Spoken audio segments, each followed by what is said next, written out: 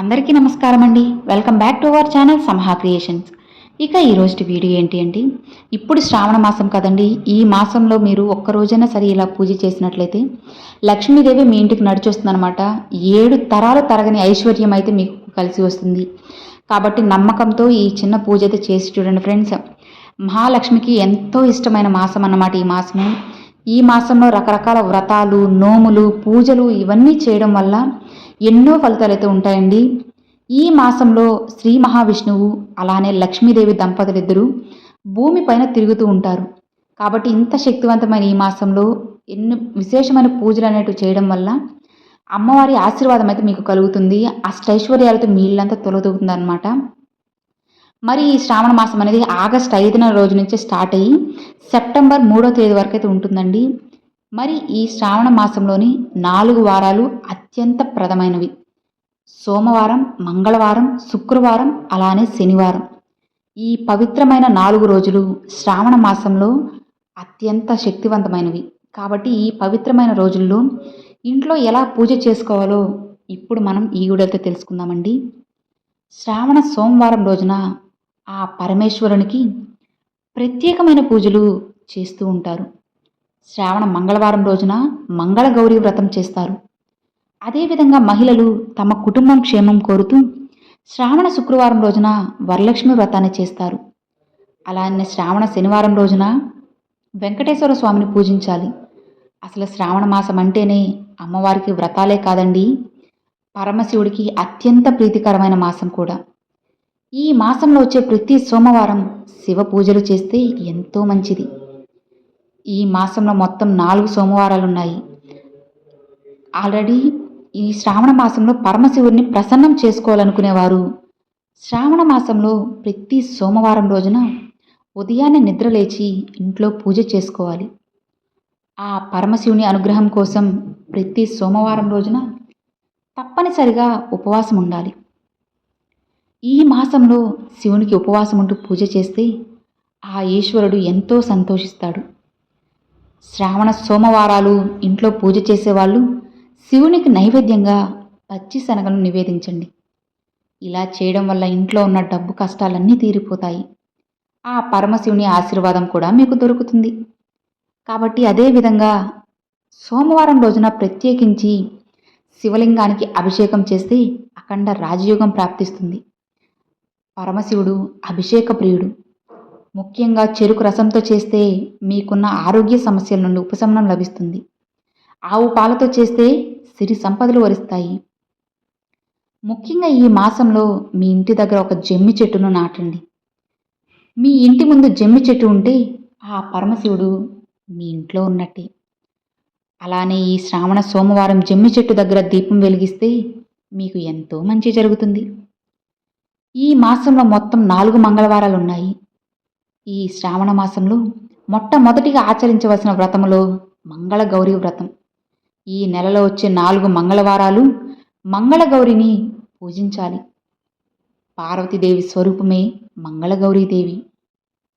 కొత్తగా పెళ్ళైన స్త్రీలు అలానే నిండు ముత్తైదువులు ఈ వ్రతాన్ని ఆచరించాలి. స్త్రీలు ఈ వ్రతాన్ని ఆచరించడం వల్ల మహిళలకు 5వ తనం కలకాలం నిలుస్తుంది.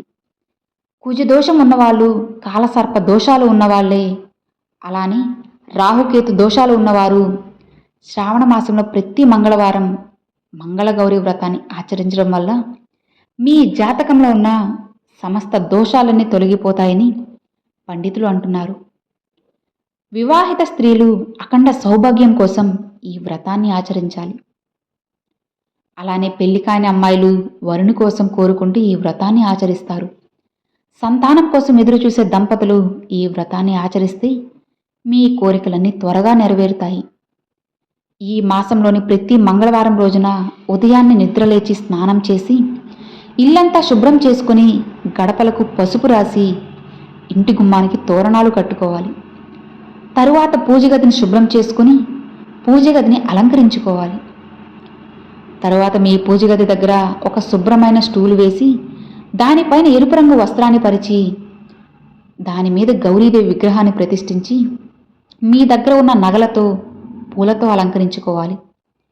గౌరీదేవి విగ్రహం లేనివారు ఏం చేయాలి అంటే ఒక పసుపు ముద్దలాగా చేసి అందులో మనం గౌరీదేవిని చూసుకోవాలి.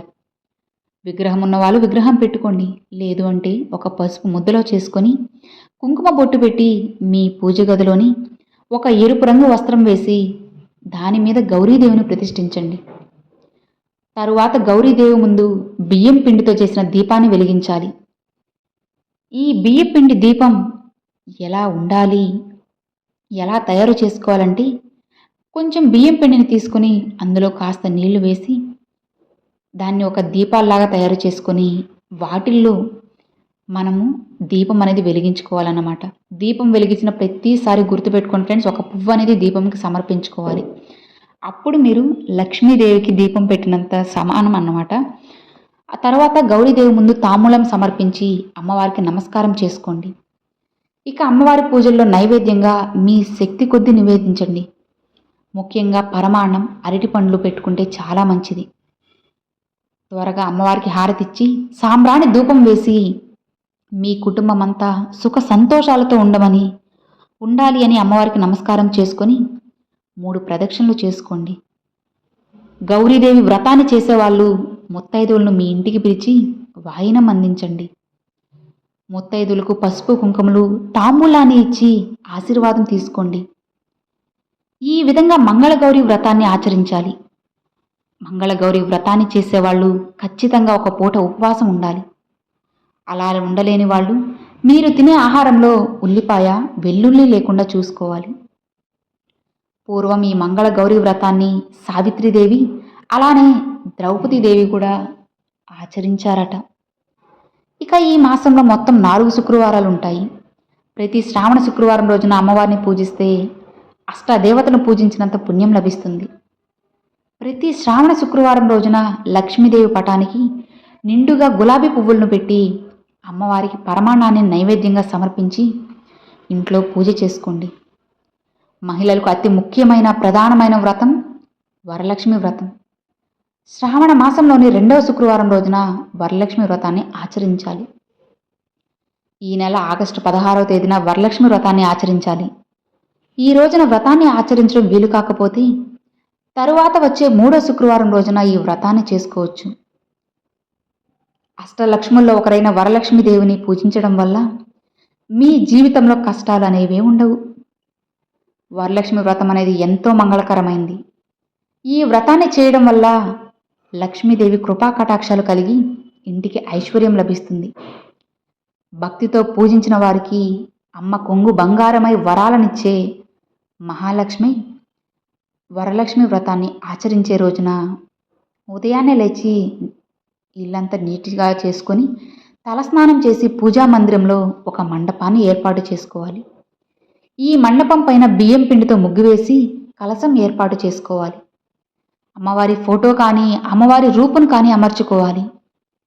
మీ దగ్గర ఉన్న నగలతో అమ్మవారి పటానికి లేదా రూపును నిండుగా అలంకరించుకోండి. ఈ రోజున పూజ చేసే మహిళలందరూ తోరణం సిద్ధం చేసుకోవాలి. ఎలా చేయాలంటే ఒక తెల్లటి దారాన్ని 5 పోగులు వేసి దానికి పసుపు రాసి పుష్పాలు కట్టి అమ్మవారి ముందు సమర్పించాలి.